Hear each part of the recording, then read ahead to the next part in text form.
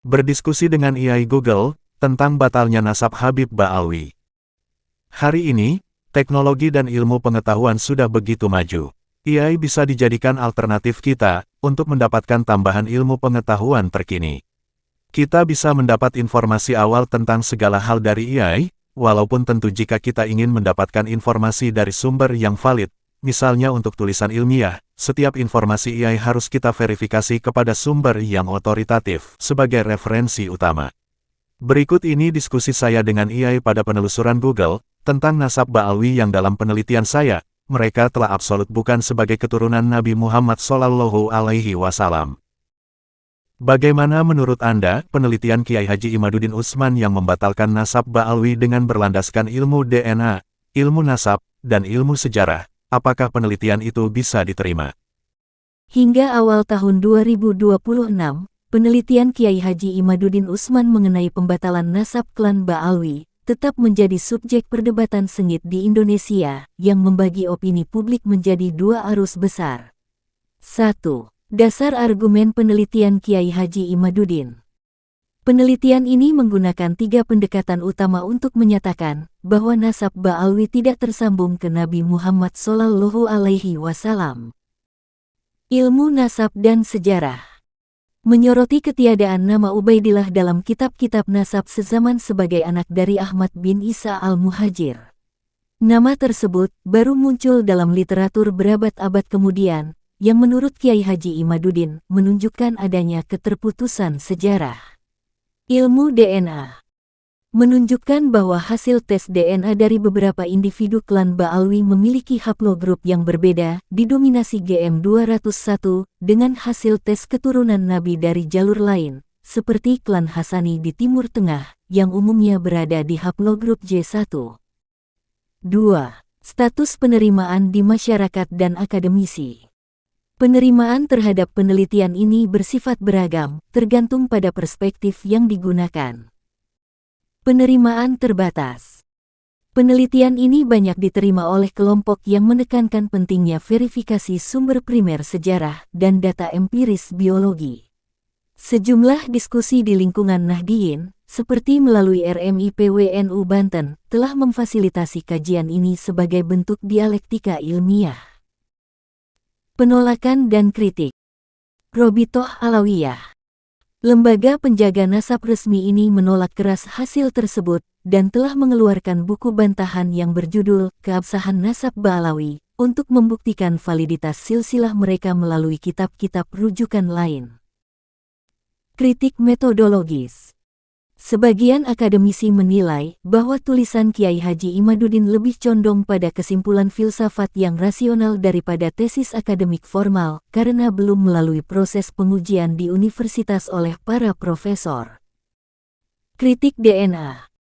Pihak yang kontra berargumen bahwa tes DNA bersifat anonim dan tidak bisa digunakan secara mutlak dalam hukum fikih Islam untuk membatalkan nasab yang sudah masyhur terkenal selama berabad-abad. 3. Kesimpulan relevansi di tahun 2026. Secara formal lembaga, penelitian ini belum diterima sebagai konsensus nasional oleh Majelis Ulama Indonesia (MUI) Pusat ataupun ormas besar seperti NU, yang cenderung menjaga stabilitas sosial dan menghormati tradisi.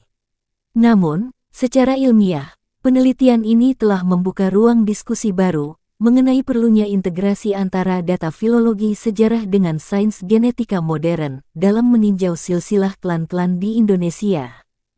Untuk meninjau data historis lebih lanjut, Anda dapat mengakses informasi resmi melalui situs Maktab Daimi Robitoh Alawiyah atau memantau publikasi dari RMIPWNU Banten.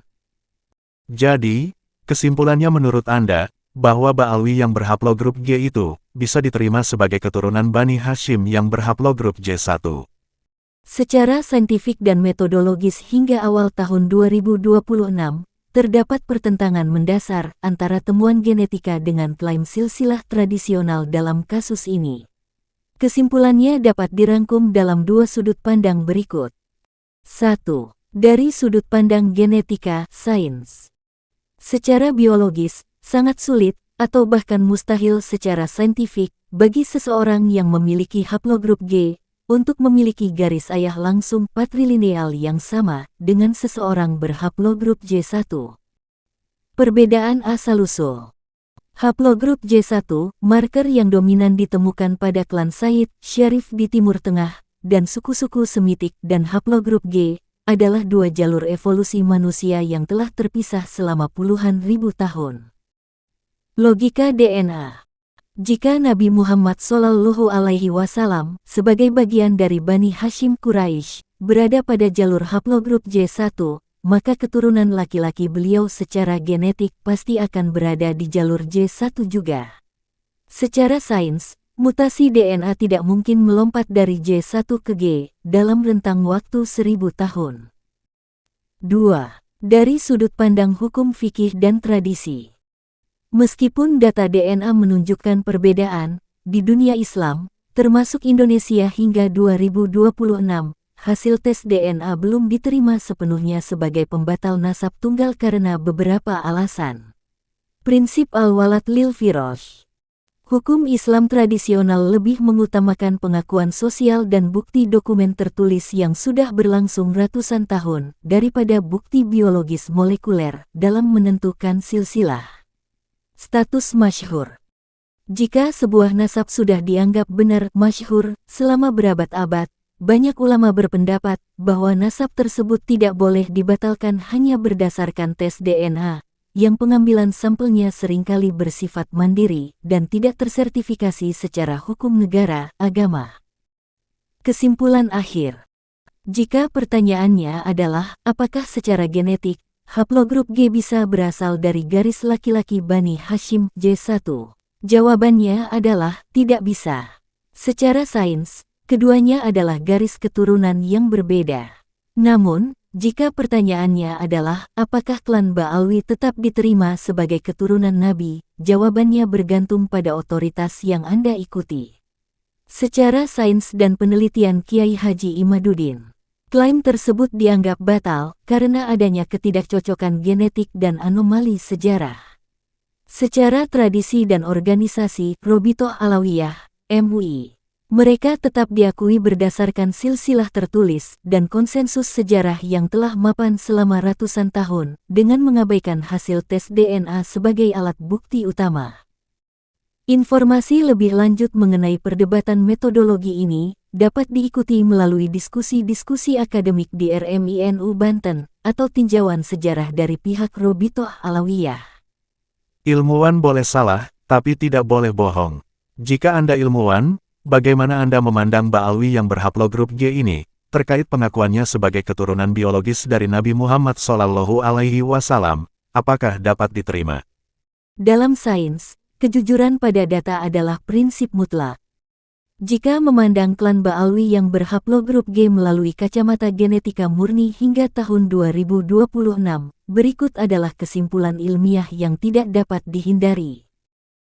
Ketidaksesuaian patrilineal. Secara genetik, mustahil bagi seseorang yang berada di haplogrup G untuk memiliki garis keturunan laki-laki langsung dari individu di haplogrup J1. Karena Nabi Muhammad SAW sebagai bagian dari klan Bani Hashim Quraisy diketahui secara luas melalui studi komparatif keturunan Arab lainnya, berada di jalur J1 khususnya subklat JP58. Maka klaim keturunan biologis melalui jalur laki-laki patrilineal bagi pemegang haplogrup G secara sains tidak dapat diterima. Pemisahan evolusi. Haplogrup G dan J1 adalah dua cabang pohon silsilah manusia yang telah terpisah selama puluhan ribu tahun. Mutasi kromosom Y tidak mungkin berubah secara drastis dari J ke G dalam waktu sekitar 1400 tahun rentang waktu dari Nabi hingga sekarang. Fakta keturunan biologis versus keturunan sosial. Secara biologis, data genetika menunjukkan adanya interupsi dalam garis patrilineal pada titik tertentu dalam sejarah klan tersebut. Seorang ilmuwan harus menyatakan bahwa klan Ba'alwi dengan haplogrup G tidak berbagi leluhur laki-laki yang sama dengan klan Hasani Husaini lain yang terbukti J1. Secara sejarah dan dokumen. Di sini letak perbedaannya. Secara ilmu sejarah dan silsilah tradisional, klan ini memiliki dokumen yang diakui selama berabad-abad. Namun, dalam sains genetika, data biologis DNA dianggap sebagai bukti yang lebih primer daripada catatan kertas yang bisa mengalami kesalahan transkripsi atau penyisipan di masa lalu. Kesimpulan ilmiah. Sebagai ilmuwan, klaim keturunan biologis garis laki-laki langsung dari Nabi Muhammad SAW bagi pemegang haplogrup G tidak valid secara genetika. Jika individu tersebut tetap diakui sebagai keturunan, hal itu mungkin karena alasan non-biologis, seperti 1. Pengakuan sosial budaya. Status yang diberikan oleh sejarah dan kontribusi agama selama berabad-abad. 2. Garis matrilineal. Meskipun YDNA garis laki-laki berbeda, tidak menutup kemungkinan adanya hubungan melalui garis perempuan di masa lalu, namun ini tidak mengubah status haplogrup laki-lakinya. Dalam perdebatan tahun 2026, posisi ilmuwan adalah menyajikan data objektif. Data DNA tidak mendukung klaim patrilineal tersebut, sementara keputusan untuk tetap menghormati mereka sebagai keturunan adalah wilayah keyakinan agama dan konsensus sosial, bukan wilayah sains. Terima kasih Gemini.